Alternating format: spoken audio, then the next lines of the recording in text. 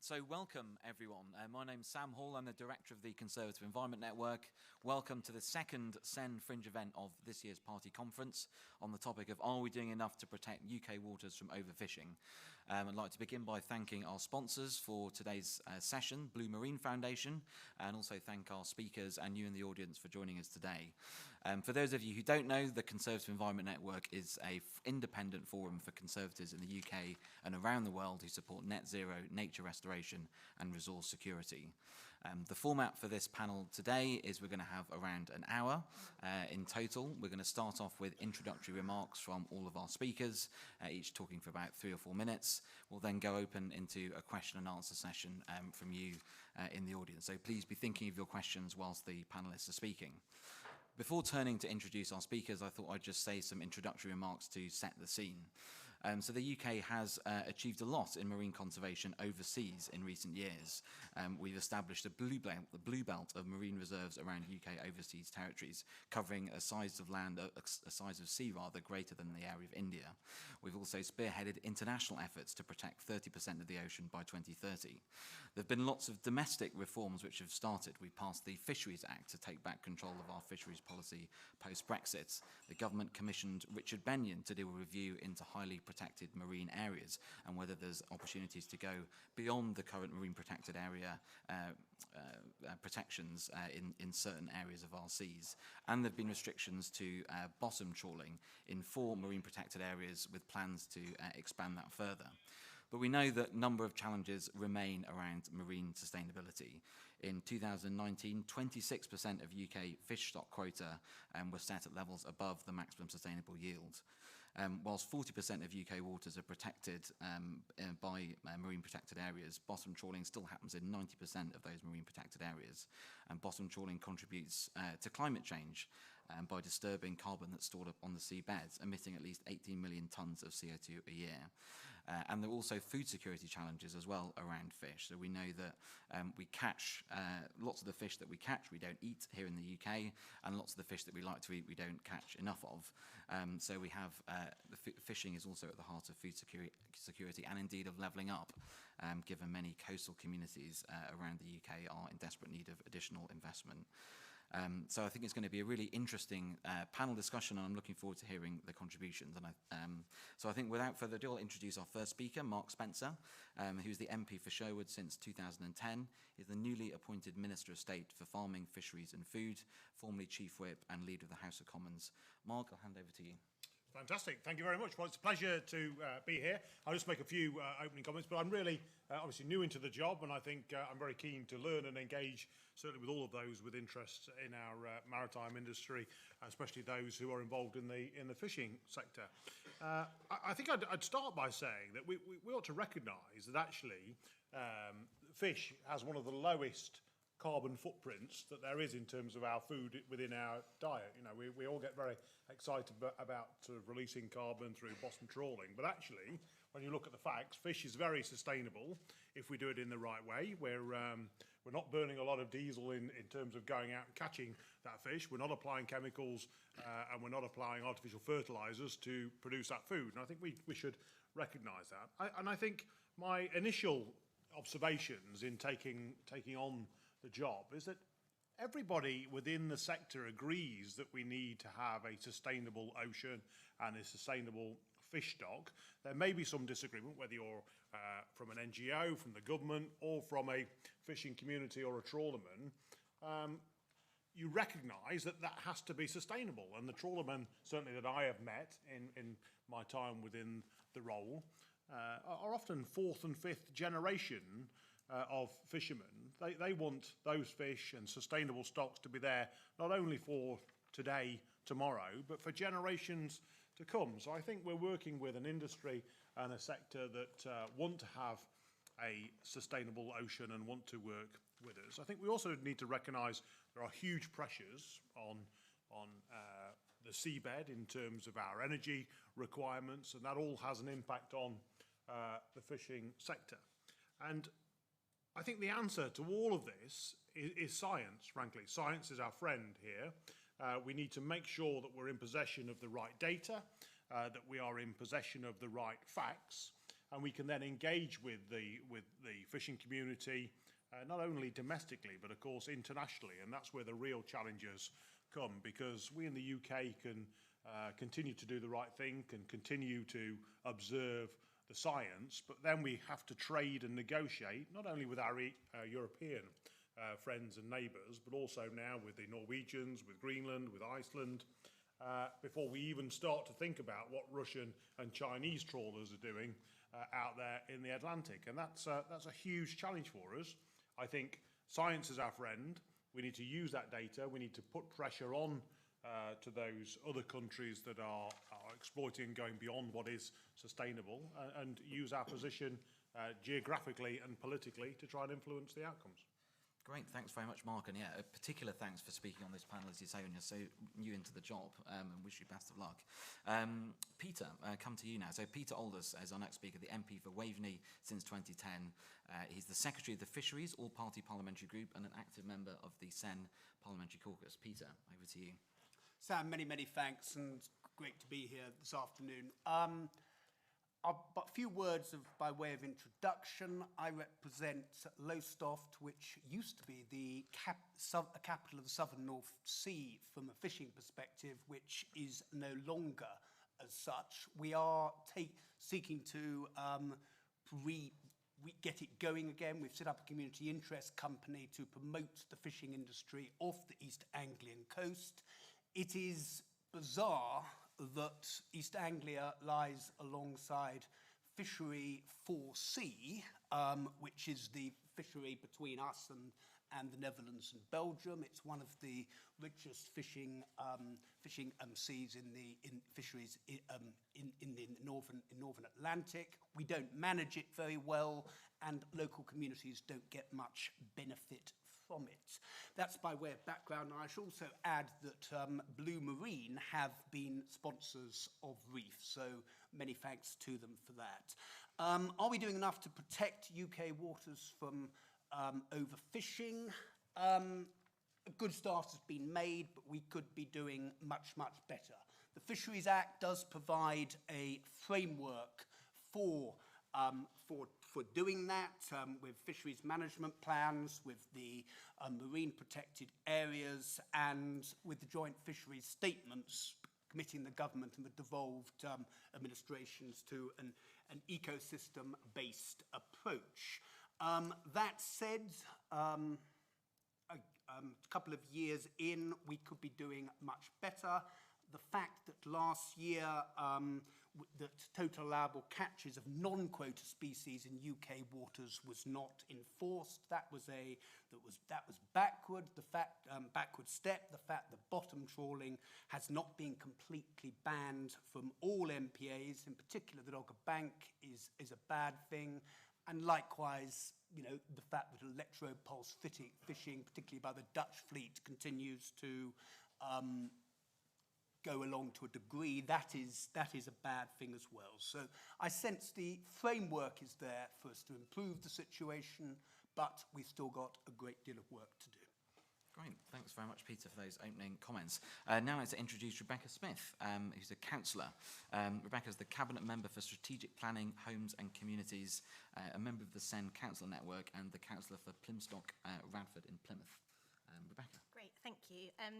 Yes, so Plymouth is also another coastal city which has a fish market. We've got about 480 direct jobs that come from the fishing industry in the city, but another nearly 2,000 that would be indirect. So fishing for Plymouth is very kind of, it's a real point of pride. So a lot of it is kind of a cultural thing. The numbers don't match that in terms of what people feel it represents us as a city, but when you have that as your history and when you have that as something that is such a part of your waterfront, you have to take it seriously. Hence, I'm assuming why I'm here this afternoon. So Plymouth's an interesting city. We're, as we've said, a coastal community, so therefore we have got all of those challenges with levelling up. We're a long way from anywhere else as well, so we're the biggest city south of Bristol. Most people don't always realise how big we are, but we're a population of about 250,000. So, we like to think we're a big player, we just have to shout a bit louder. And we're in a unique position with the sea to the south and the moors to the north, so if anybody wants to relocate, it's a rather nice part of the world to live in. But that sea to the south is really stunning. It's very beautiful. It enables the MOD to operate. It enables a lot of freight to come in and out. It also, though, enables fishing to take place. But what we also have in Plymouth is the first national marine park, where we want to also make sure we're protecting those waters, enabling residents and visitors to make the most of the waters, and to ensure that the future of Plymouth Sound is maintained. So we're actually trying to do quite a lot of things off Plymouth Sound, which makes it quite difficult, and you have to hold all of those in tension at any given point. But I think the main points I just wanted to reiterate, some of which have been mentioned already today, is about 94 fish species are landed off Plymouth, but the UK as a whole only eats about 6 of those on a regular basis at the moment. So as has been pointed out, fish is incredibly low carbon, but we're not making the most of that opportunity. Now, we've got a fish producer in the city, Interfish, who fish off Petershead and they fish off Plymouth. They produce fish for Aldi, the Co-op, Sainsbury's. You wouldn't necessarily know it, though, because we don't always advertise that well enough. But, you know, when was the last time you had mackerel that wasn't smoked, for example? But we fish an enormous amount of that off our waters, and it's actually incredibly delicious. But if we don't talk about it, we're not actually helping us with that sustainability. So the 94 fish species, I think, is key. We are exporting 85% of what is caught in and around Plymouth at the moment. So that's a pretty high number, isn't it? We are, though, leading on ocean recovery. So what often people don't realise about Plymouth is that we're the home of the Marine Biological Association, who have a royal charter and have existed since the 1800s. We've got Plymouth Marine Lab, who have been taking the data that Mark's been talking about every day for years and years and years. We've got that data. There's a hub developing that in Plymouth. And we've got Plymouth University, who are specialists in marine. So together, they have formed the Marine Development Plymouth organisation to just begin to try saying, we are doing ocean recovery in Plymouth. Let us tell you more about it. So that's another point to make. And then finally, we're also doing some innovative stuff with seagrass, which again boils down to the sequestering of the carbon on the seabed. I'm head of planning in the city. We've just looked at how we can actually enable developers to offset some of their carbon emissions or provide for their biodiversity net gain amounts that they have to show by paying for seagrass to be planted on the seabed in Plymouth Sound. So actually, I think there's some really innovative things we can do in the wider climate change discussion around our seabeds, ocean recovery, levelling up, and ensuring that we're creating sustainable fisheries. Great, thank you very much, Becca, for those opening comments. Now turn to our fourth speaker, Caroline Howard. Caroline is the co-owner of The Chip Shed, which is an award-winning fish and chip restaurant in Worcestershire. Thank you very much, Caroline, over to you. Well, thank you for inviting me on. I'm here representing the fish and chip industry. So I've been asked mainly to talk about the decline of cod in British waters and what is required to restore stocks to a healthy level. Firstly, I'm really pleased to say that the decline is not down to the fish and chip industry, so you can keep eating your fish and chips. Only 5% of the UK supply of Atlantic cod is caught in British waters.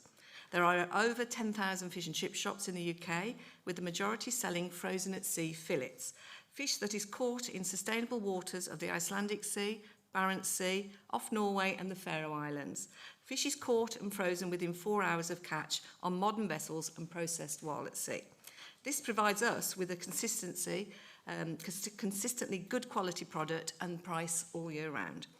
All our fish is responsibly caught in these sustainable waters and fully traceable. We can trace which day it was caught, from which part of the ocean, on which vessel, and when it is landed ready for our fish merchant to deliver to our shops. So it's fish to plate. Policed by the Marine Stewardship Council, Seafish and other government agencies, our fish is MSC certified. Our fish merchant holds the MSC Chain of Custody certification. So serving sustainable cod is nothing new to us. However, if all the UK fish and chip shops did use cod caught in UK waters, it would be unsustainable and it would be in decline. UK fish stocks are seasonal, inconsistent, and the price can fluctuate. We have spent many years in our shops trying to educate the public to try different species of fish to spread the load, but cod and haddock still remain the public's choice of fish. So perhaps more education is needed on this topic. The government are always telling us, eat more fish. From my understanding, there are no UK fisheries that offer frozen at sea cod. None of the British cod fisheries offer MSC or any other system. Only Cornish hake and Scottish haddock are MSC certified. It's down to the government and fishing agencies to work together to plan for our future and bring fish stocks to a healthy level. UK fishermen are bound by regulations and quotas. They believe unfairly so, compared to other countries that fish our waters. So they cannot offer the catch that we, the hospitality industry, would require. The NFFF, which is the National Federation of Fish Friers, mouthful there, are the backbone of our industry.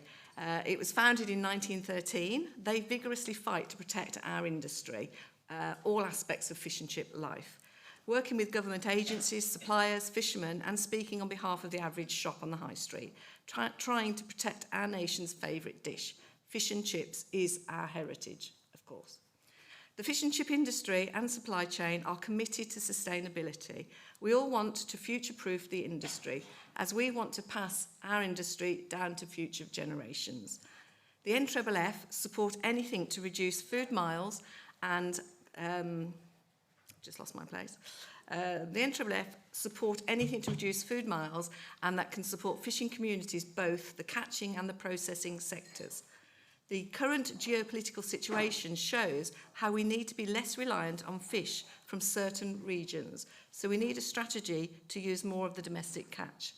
DEFRA are keen to support initiatives, but it's a real challenge to get consumers to try different species. And it does introduce some operation issues, as we are designed to do a few products in volumes. More species can create more hassle to operators. If we can get stronger stocks of cod and haddock in the future in British waters, then that has to be part of the solution. There is no silver bullet answer to the current situation we're in, but as an industry, we need to look at everything and not just look at the short-term solutions. We need a long-term strategy and try to shape the industry towards an end goal. In the current political turmoil we are in, how interesting is it that Lloyd George's War Cabinet recognised the importance of fish and chips as a meal to the working class and ensured supplies maintained off ration, and is said to have helped win the war. In the Second World War, Churchill reprieved fish and chips from rationing too, and he referred to fish and chips as good companions. Just some facts here. We eat in the UK 382 million fish and chip meals a year. £1.2 billion is spent annually on fish and chips in the UK, and 80% of the public visit a fish and chip shop at least once a year. Fish and chips provides a third of the daily required allowance of vitamins, and in the UK, fish is mostly eaten out of a fish and chip shop or restaurant, and it is, most definitely, the most healthy takeaway. So fish and chips does have a great value to our economy. There is only one impact on Russian sanctions I was asked to mention, and that is that the costs are rising astronomically. This will and is making UK fish and chip shops themselves unsustainable, and many, sadly, already closing their doors, with increasing costs across the board and the dreaded VAT being set at 20% of our sales. This is crippling our industry. We need to work together to preserve our nation's dish, our heritage, fish and chips. Okay, thanks very much, Caroline. And I'm regretting now that we didn't have fish and chips as our catering option for this event. I really want some now after that. Now to turn to our final speaker, Adrian Gahan. Adrian is the Government Affairs Advisor at the Blue Marine Foundation. He's also was formerly an advisor to various Conservative ministers on environment policy and is a member of our steering committee at SEN. Adrian. Thank you very much, Sam. So I just want to bring you all up to date on the state of UK fisheries. So, as Caroline said, only 5% of UK cod goes into fish and chips served in the UK. Now, why is that? The reason is because our cod stocks have come close to collapse. So, since the start of industrial fishing, about 150 years ago, so multiple generations of fishermen, cod stocks are down 87% from their pre-industrial levels in UK waters. Hake is down 95%, halibut is down 99.8%. I could go on, but I won't bombard you with lots of percentages. So the point is that fisheries management on its own, the concept of just managing fisheries in order to maintain stocks at sustainable levels, has failed. The science is very, very clear on that. Fisheries management alone has failed. So 4 out of 5 UK cod stocks are close to collapse. In the Celtic Sea, cod stocks are 88% below 1980 levels. So if we keep going as we are, they are going to collapse. All of those fisheries are going to be completely out of business, and 100% of UK cod is going to come, or UK fish and chips are going to come from outside of UK waters.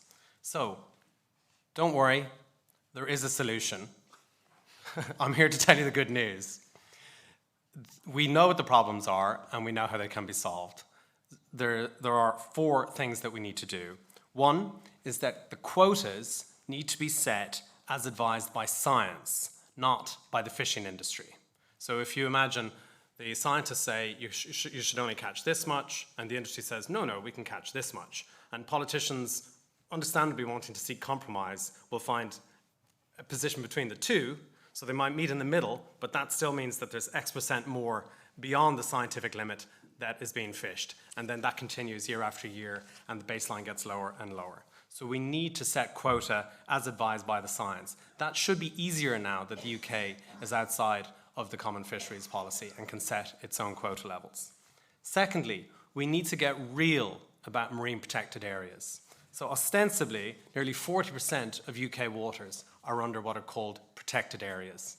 But of those 40%, would you believe 97% of them still have bottom trawling taking place in the offshore MPAs?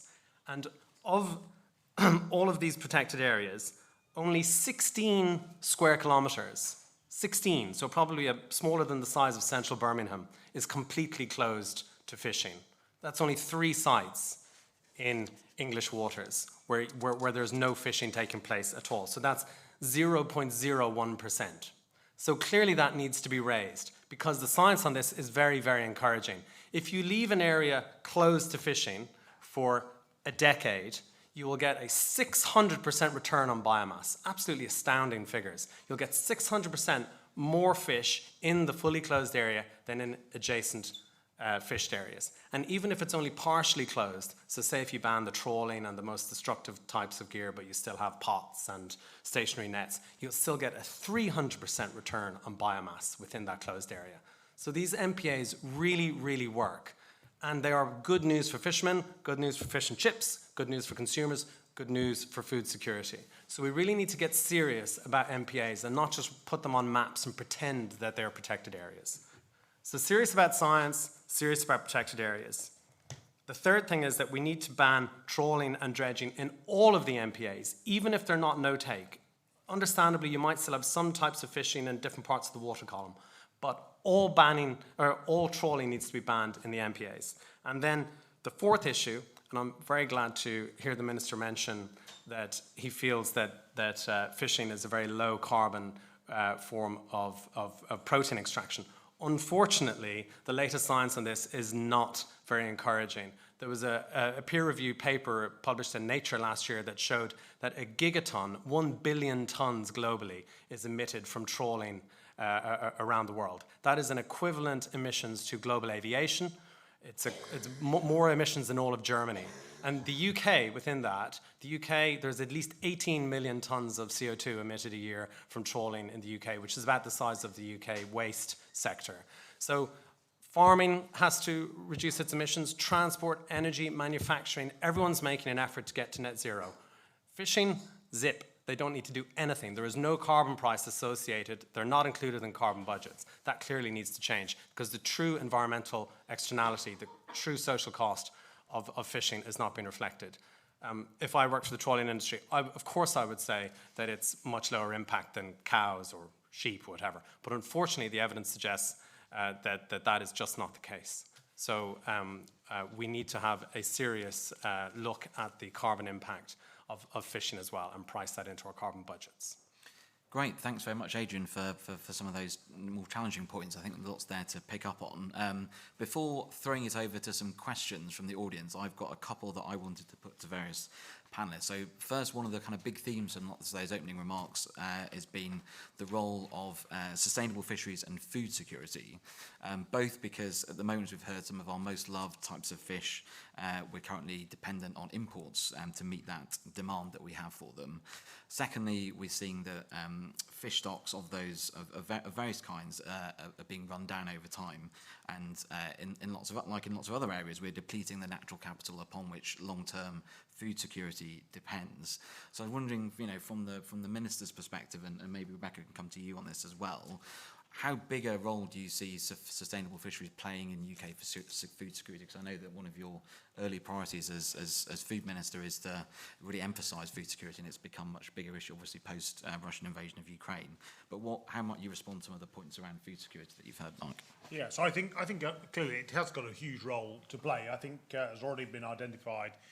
We're not necessarily eating the fish that we're catching, and obviously we're eating an awful lot of tuna. Which there's not much tuna in the North Sea, is my understanding. I think we've got to find a way of trying to promote some of those the fish that we are catching into UK diet, and I think the industry clearly has an interest in assisting us in doing that. So I think that big opportunities to do that. Rebecca, anything to add on that? I mean, I think living in a place that has a fish market, it's disappointing the number of times you can actually buy fish that has been landed in Plymouth in a restaurant in the city. So I actually think something a little bit like the minister's saying, where we need to do more. I think Caroline alluded to it. We do a lot about buy British beef, don't we? And we do a lot about British lamb or pork or whatever, but we don't always do it on our fish. We barely do it at all. But I mean, the company that produce it in Plymouth, where they do label it as local, it makes a real difference because people want to buy that local fish. So I do think from a sustainability perspective, doing more about the fact that we are a coastal country, aren't we? We should be proud about the fact that we can produce this food off our shores and actually do more to market that. And, I know there are always people who say, what's the point? It will never work. But I'm a big believer in lots of little things can make up the greater sometimes. And it would be a pretty simple piece of work to do, I think. Great, thank you. If I can bring Caroline in on this as well, interested in what you think the role of labelling and local consumption might be in terms of driving more sustainable practices. Yeah, I think you made a really good point there that I feel that on the high street, there are so many fish and chip shops, hopefully still, there's plenty of them. We are in a valuable position where we could have a simple poster, some simple communications, social media now, we all use it, but to put the word local and to communicate what's the health benefits and benefits of shopping, fishing, buying from fish, we're in a great position to do that. We're the voice, we're on the high street, we're direct to the consumer. We're not up here, government level, we're talking to, we've got the voice to talk to the customers. Can I bring Peter on this, and can I also give you a second question to answer, if that's okay, Peter? So first, one thing that's not come up a lot yet is the various development pressures in our seas because of what we're doing with expanding massively our offshore wind sector, which we need to do to net zero and deal with our energy security problems as well. Combine that with the growing pressure around marine conservation and desire to keep fishing. How are you seeing in your local area those different priorities for our seas being managed, and where are the sort of trade-offs and where are the sort of synergies? Right, thanks, Sam. I'll just quickly on talking about eating local fish. The East Anglia and the fishing industry East Anglia was based originally on herring. The herring disappeared. Anyway, the herring has now come back, and it is there. Now, we need to manage it responsibly. But what is happening is that people are catching the fish, catching the herring, and they're it's either being sold and processed at very, very cheap prices for animal food, or it is being driven down to Brixham to be sold there. That is unsustainable. And what we need to be doing is having a local management of herring, and then evolving in markets so that we can sell that herring locally, and we can get back to eating herring. Anyway, just the pressures in the sea, they are actually growing, and they are immense. And if I look at Lowestoft, which I represent in Suffolk, most of Suffolk, most of Norfolk are very much look to the land. But when you get to Lowestoft and you get to Yarmouth, they look to the sea for their future. And actually the sea at the moment is incredibly exciting. It's incredibly exciting with the opportunities in fishing. It's incredibly exciting also with the opportunities for things like carbon capture and storage in the depleted gas fields and offshore wind. That is very exciting. But there is a particular issue there with the concerns about electromagnetic fields around the wind farms. And the truth is, the two industries need to come together and work together to address those. Another issue I'm not aware of, I don't know if we have anyone from the northeast here today, but there is a particular challenge up there at the moment of crab and crustacean die-off. And that there appears to be some dispute as to the reason for that, but one of the concerns, one view, is that it may come from over-dredging. So I think these points do illustrate the need for better management of our fisheries. And the problem with the EU was that it was very, very distant, and it was a one-size-fits-all approach. Now, to be fair, Richard Benyon in 2012 did actually go a long way towards addressing that. But coming out of the EU, we do have an opportunity to reset that and have more local management of fisheries through the fisheries management plans, which the government are promoting as part of the Fisheries Act. And I think as far as locally is concerned, we do have a myriad of regulatory bodies. Do we need to have IFCAs and the MMO both working there? Can't we combine that, from my perspective, into an East Anglian regional fishing authority, and there the local fishermen can work closely with the local scientists, and we have an advantage. CFAS do have their headquarters in Lowestoft, and so that, I think, working together more collegiately is actually a way forward, and working with the wind farm operators. I actually am a great supporter of fishing and also wind farms. You needn't choose one or the other. They've got to work together collegiately, and in doing so, we can both manage our fishing stocks and our fisheries responsibly, and we can also bring prosperity to local coastal communities. Thank you. I could put a sort of similar question to you, Adrian. How do you think the government should approach managing these various tensions, and where do you see the trade-offs? I know one of the points you were making is that one of the benefits of marine protected areas is that they can allow fish stocks to bounce back very quickly, and that can obviously be very good for the long-term productivity of the sector. Would you see the challenge that there are? I mean, obviously there are some trade-offs in the short term, but longer term, actually keeping these different things in balance can actually lead to good outcomes for all the different things we need from our seas. Yeah, definitely.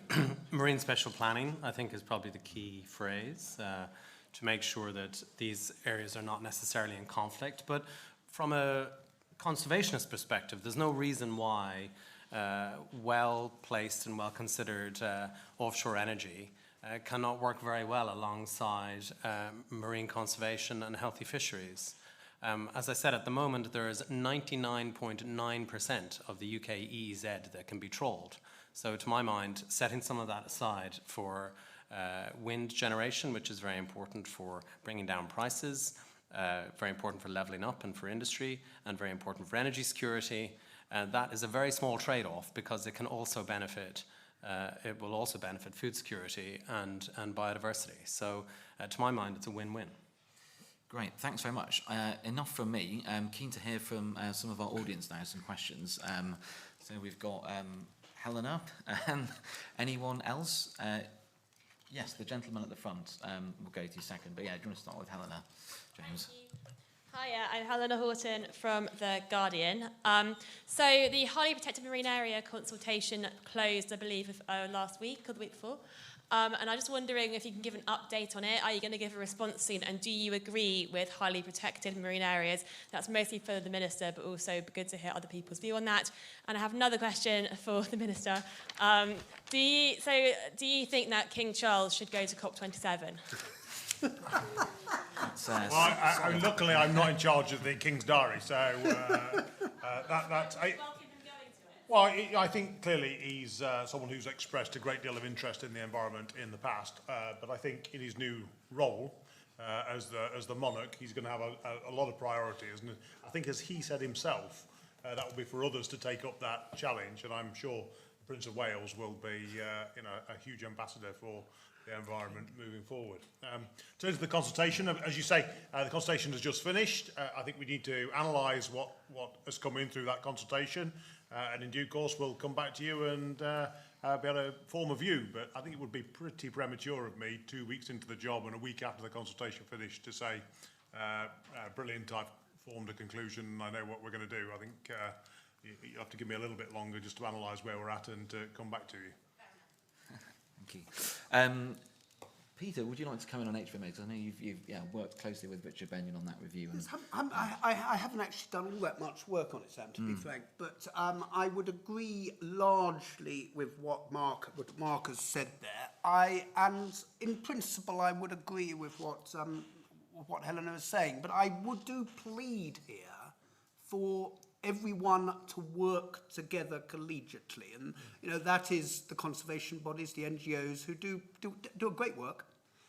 Also, it is also the scientists, and it is also the local fishing industry as well. I think for too long, the local fishermen have felt that they're being done to, rather than having a key role in actually setting those parameters, and they don't want to sort of just deplete stocks completely. They need to be brought in as well, and that's what local management, I think, does provide us with the opportunity to do. maybe if I can bring Adrian in quickly on HPMAs, how do you think we can bring the fishing community with us on measures like that, which obviously are no takedowns essentially for some parts of the sea? So I think the solution there is that it needs to be as bottom-up as possible, not imposed from the top. So we have case studies, lots of them around the world, where if you start with a protected area which is not no-take, but, for example, bans the most destructive types of fishing, but still allows other forms to persist, and then the benefits of that can be seen quite quickly in a number of short years. There's spawning grounds are left intact, reefs begin to restore, and next thing you know, there's effectively begins to act like a fish bank where it spills over, the fish spill over into the fished areas. And then you can begin to have a discussion around, well, maybe if we close this area completely, you might even get more fish, or if we closed half of it completely. So it can work very well, but it needs to be introduced. Unfortunately, some of the case studies show that you need to wait for a fishery to completely collapse before they'll engage in the idea of a complete no-take area. That has happened in the past. And also, there needs to be alternatives where, for example, a recent study of the fishing industry and the scuba diving sector in Mexico shows that in Mexico now, they make more money, the economy makes more money from scuba diving than it does from all of their fishing sector put together. Now, obviously, Mexico has a huge tourism industry and a big sort of water tourism industry in a way that the UK does not. But the point is that there are lots of other stakeholders around the sea than just fishermen. So if you can co-opt other parts of the community, hospitality, hotels, restaurants, water sports activities, scuba diving, all those kinds of things, as well as fishermen, then you can get a lot of positive stakeholders involved, and that builds the economic and social argument for an MPA rather than just an announcement decreed on high from DEFRA. Great, thanks, Adrian. Let's try and take a couple more questions now. So I think you had your hand up at the front. Hi, Colin Smith from East Cams. My question is really around the European Union. They still take large numbers of fish from our seas. What's the plan to phase that out? Because I understand the French are entitled to something like 95% of the cod stock in British waters. So where are we with phasing all that out? Great, we'll take another one as well before we answer that. Yeah, the lady in the green top. Hi, I'm Tess Colley, a journalist from Ends Report. My question's about, there's been a lot of talk about easing up planning regulations and the environmental protections that go with them to accelerate the building of offshore wind and other big infrastructure projects. We've spoken on this panel about, you know, how the marine protected area is already not really very well conserved. Can you comment on whether or not you won't be degrading environmental protections more?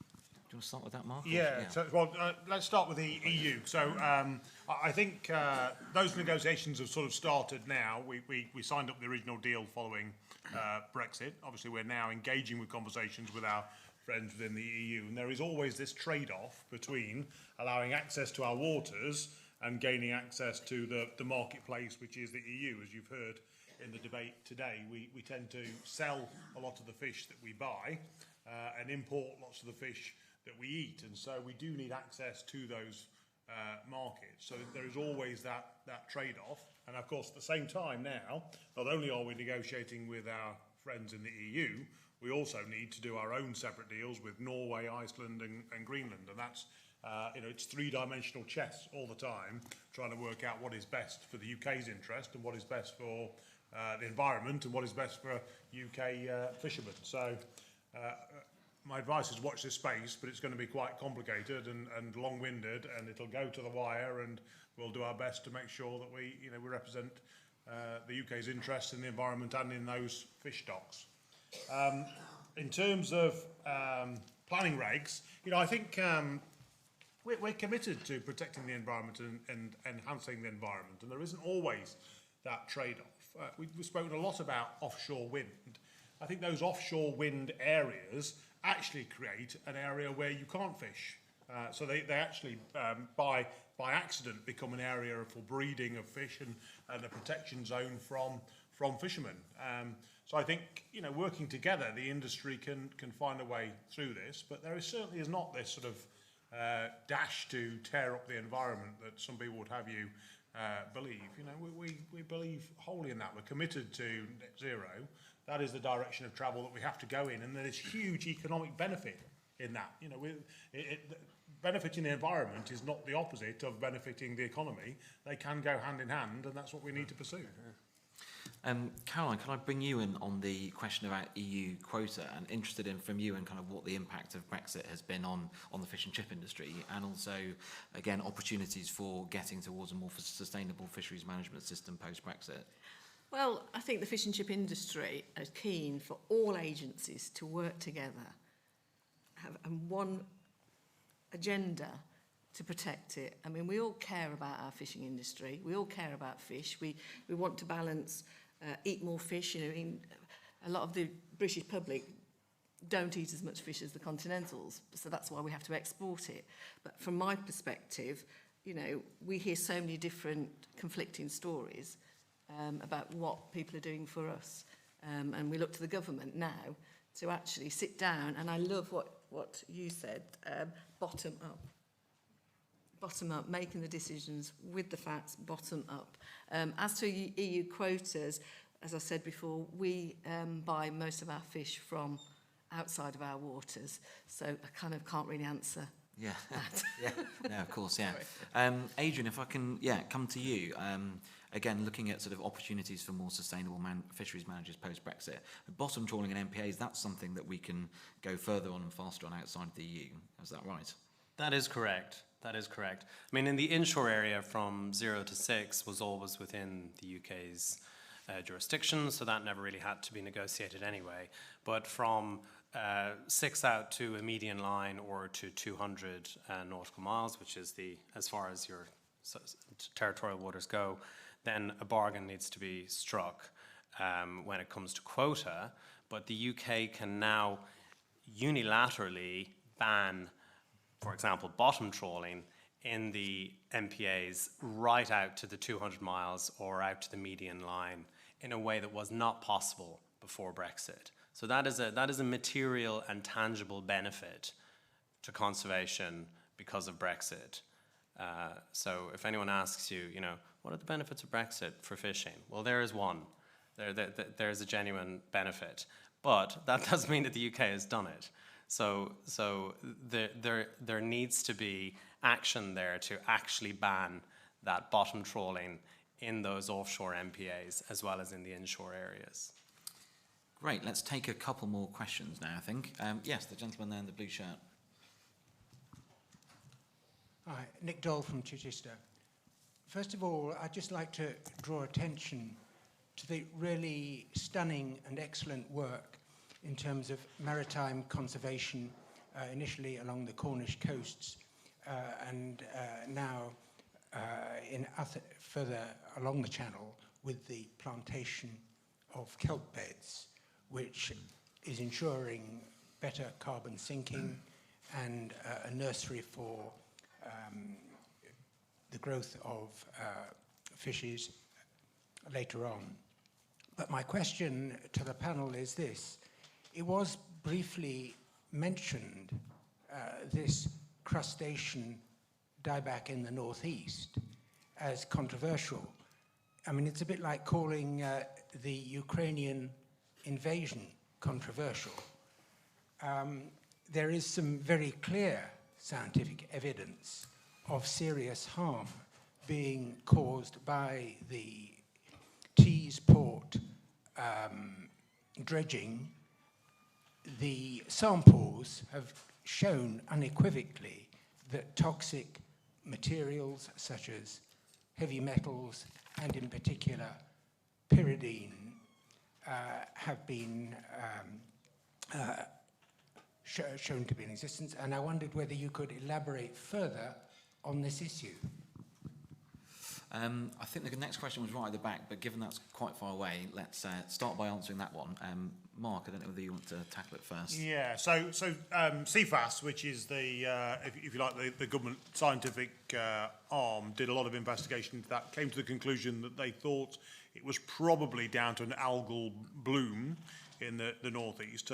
But you're making reference to a recent report which came through a couple of universities up there, which have identified pyridine as the high levels of pyridine being present in those crustaceans. Now, there is pyridine found in other crustaceans around the coast. That hasn't caused a dieback, but the concern is whether or not, and there's no evidence of this, whether or not in the area of Teesport, whether or not we disturbed some pyridine in taking down structures associated with the chemicals industry, and that has somehow leached into the ocean, and then the dredging, if you like, has stirred up that pyridine and allowed those crustaceans to eat it, and that's led to their destruction. Now, the truth is, it's very difficult to identify whether that is true or not. I think it does require some further research. I suppose the calendar would say that this happened around this time last year, which would point towards an algal bloom, in that we've come again to this time of year again, and we're now seeing razorfish and other crustaceans arriving on our beaches dead. But where there is not controversy is that we want to stop this from happening. We do not want this to happen. We want to work with scientists, with the fishing industry, and with the ports up there to try and stop it from happening again. But again, science is our friend, and we need to work with those who have come to a different conclusion to work out exactly what the truth is to try and prevent it. I'd just like to put to Rebecca, if I may, the example that the gentleman over there highlighted about these kelp beds that have been restored. Actually brilliant for marine wildlife, good carbon sequesters as well. You were mentioning in your opening remarks, I think, about good schemes that in a similar way in Plymouth. Could you talk a little bit more about those, how you've done some marine environment restoration, and what more you'd like to see from government to enable you as a councillor to go further on that? So what we've done in terms of the kelp bed, seagrass, I think it's the same thing, isn't it? is do that through the marine organisations we've got based in Plymouth. So they've all worked together, and I think that's one of the key things in what we're seeing in Plymouth is, as I said at the beginning, a lot of our organisations in the city that are are kind of working on this we've got the scientists and we've got the practical outworking, and the seagrass is a great example of that, where you're taking the research, you're taking the evidence, and then we're able to actually use the waters around Plymouth as a test bed, so to speak, for planting that. So it literally gets grown in the aquarium. It's brilliant for engaging children and young people with what's going on, because you can go and actually see it being prepared. You then get to go out and plant it, and it's one of the things I want to do, is actually get out on one of those trips to see. Literally, I mean, it's literally like a Hessian sack, isn't it? It gets planted into the ground. So I think, you know, from a government perspective, I think probably with my planning hat on, the challenge is just how we are, you know, what role local authorities are going to have going forward to be innovative within the new levelling up and planning system, to ensure that where we are beginning to use, for example, getting developers to fund seagrass initiatives, that we could carry on doing that, because we've literally just written that into our climate plan and within our planning framework, and we just want to be able to do more of that, because, you know, often, and I think it comes back to the marine protected areas, in a lot of our parts of the UK coast, you've got multiple factors at kind of loggerheads with each other, and Plymouth's a great example of that. So I think what's really good with the seagrass is we can do that in amongst having frigates and submarines coming through our waters, in amongst carting the aggregate that gets produced nearby, so that we're actually sending that in a more carbon-friendly way around the country than sticking it on a lorry and up the road. So I think seagrass seems in Plymouth to have been a compromise in a way that we can do in amongst all the other things that are so valuable to what is going on in the city. Because when we first started on the marine park in Plymouth, you know, it was heading towards potentially being an incredibly protected piece of water. But suddenly you realise that's not going to work if Plymouth wants to exist doing all the things that it already does. So for me, the seagrass is a great example of how we can find that compromise, work together, and still do something for our ocean recovery whilst maintaining the other bits of industry in the city.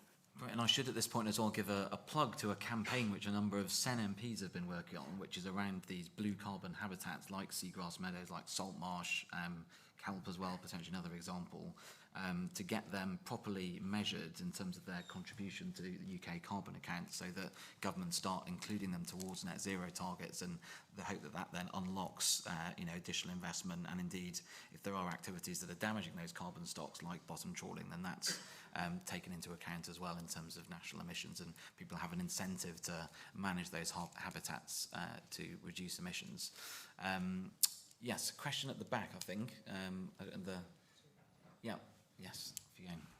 Hi, Steve Kohlenberg, ICCF Group. Question about the Convention on Biological Diversity Summit, which is due to take place in December in Montreal. One of the big things that's under negotiation at the minute at the UN Summit is harmful subsidies.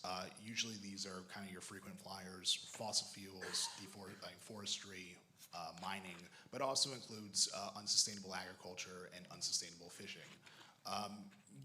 More of a question for the MPs, but what's the government doing, what's the government's position on harmful subsidies, and when it comes to negotiations in December, what role will be taking to establish its position in Montreal? Thank you. Great, we'll take one more before putting those over. Yeah, the gentleman's with his hand up immediately in front. Yeah. Simon Thompson, FareShare UK. You mentioned sustainable food stocks. 2 million tonnes of food goes to waste in the UK currently.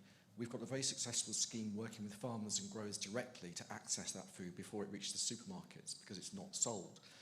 Would the Minister agree to come talk to us about how we expand that scheme? And would the panel all come and see our FareShare store here and our VR headsets about that scheme? Thank you. A meeting request for the Minister. I mean, I admire that, yeah. I'll try and come and grab me afterwards and tell me where your store is. I'll try and come and say hello. I mean, I have a huge interest in that, of course, in trying to reduce food waste. That also requires a bit of education of the consumer, because as someone who is involved in a retail business, I should declare my interest here. The consumers are quite fickle, to be honest. So they'll tell you, I don't mind buying a bent carrot, but I can tell you there's a lot of bent carrots left in the bottom of that basket at the end of a Saturday of shopping. Harmful subsidies, I'm not quite sure what a harmful subsidy is. I think they're probably subsidies that other countries impose rather than us. That's how we'd view harmful subsidies that skew the marketplace, frankly.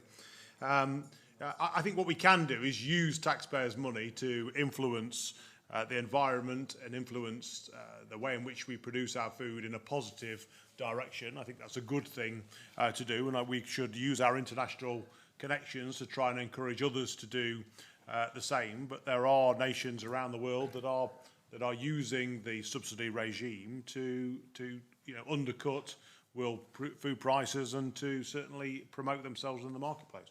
Thanks. Peter, I don't know whether you wanted to comment on that, and where there is government support for fishing, targeting at measures that would also improve the sustainability of it, like electric fleets. Yes, I think that the Fisheries Act, the move towards fisheries management plans, which I'm sure Mark will be moving forward, will help us address this. And the key in a lot of these things, it is all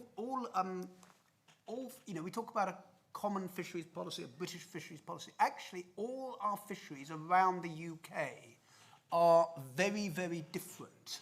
The fisheries off the East Anglian coast are very, very different to what they are off Plymouth. Now, in East Anglia, off the coast there, over the last 40 or 50 years, the local industry has been completely devastated.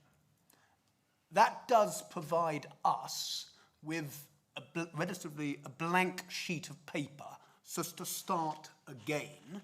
And in some of the policies we want to bring forward locally, we are looking at things like restricting offshore vessels to 500 horsepower, complete bans on beam trawling, and basically restricting the offshore fleet from fishing within the 12 nautical miles. Now, these are all aspirations, but that is what we want to promote over the course of time. And I think when it comes to, the key, there has been, we've moved towards eliminating discards. And if you looked at what the situation was like 40, 50 years ago, it is improving, but we've still got much further to go. And if you go to the Lowestoft Maritime Museum, there is something called the Plymouth Trophy, which no longer exists. But Madame Plymouth had a restaurant in St James in London, and it was an annual award for the skipper who had the biggest catch. And Lowestoft was very successful in winning this. But each year, up until the late 60s, 70s, you would see these trawlers sort of virtually sinking as they came into the harbour, desperate to win this trophy. And then they were weighed, and then the fish was thrown away. Oh. And so we have come a long way in 40 or 50 years, but we've still got further to go. Thanks, Peter. I wonder if I could put that question to Adrian about the Convention on Biological Diversity. Firstly, kind of how big an issue are these fishing subsidies that were mentioned, but more broadly, what opportunities do you see there at that summit to advance sustainable fisheries? I know that the Prime Minister said in the leadership contest that she would look to go and lead a delegation on the UK to that summit. What would you hope that we might be pushing for as the UK? Well, I would say that under the previous Prime Minister, the UK took a very strong leadership position on the Convention on Biological Diversity. The UK is a co-chair of a high-ambition coalition of countries that is campaigning to see at least 30% of the ocean and 30% of the land protected by 2030, what's known as the 30 by 30 campaign, to see that included in that UN convention. And the UK, France and Costa Rica are the three countries leading on that. So we all hope and expect to see the new Prime Minister leading on that in the same way that the previous Prime Minister did. So that's one area. On harmful subsidies, obviously there's been some controversy about the position on elms in the last week, but we're not here to talk about terrestrial matters. We're here to talk about the ocean. There was, if you want an example of harmful subsidies at sea, there was a study a few years ago by a Nigerian-Canadian economist called Dr. Rashid Sumaila, who showed that more than 50% of high seas fishing is unviable, economically non-viable, if you remove the fuel subsidies and the slavery.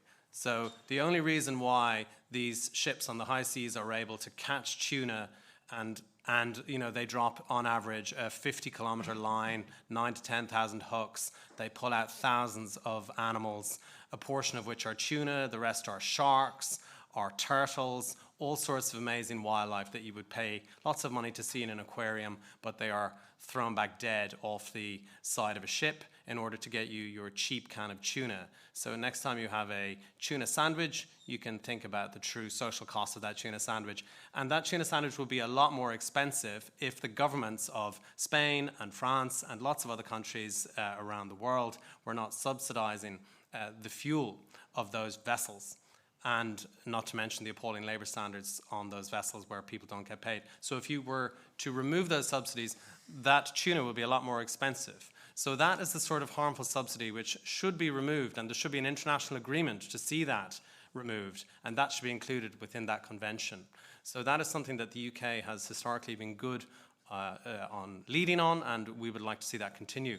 And I would end by saying we do hope that the Prime Minister will fulfil her campaign commitment when she said that she would attend the Convention on Biological Diversity herself and encourage other countries to take a leadership role on nature. So we do hope that she will do that in December in Montreal. Great, thanks very much, Adrian. I'm afraid we're at time, so we're going to have to end things there. But I'd like to end just by thanking all of our excellent speakers for giving up their time and for their insights and for their policy suggestions and analysis that we've heard. I'd like to thank our sponsor, the Blue Marine Foundation, for making this event possible. And I'd like to thank you in the audience for listening and for your excellent questions. A couple of quick plugs from Sen at the very end. So hopefully you'll have a copy of this on your seat, take it with you. It's the list of our 21 different fringe events that we're doing across the 3 days. Please come to see as many of them as you can. Most of them will be in this media suite here, but there'll be some elsewhere. Do also drop by our stand as well in the exhibition space. And if you've not already, do sign up as a SEN supporter or counsellor. It's free. You get lots of additional benefits as well, and you can show your support for conservative environmentalism. There's details on how to do that on this leaflet as well. But thank you all again, and thank you all speakers.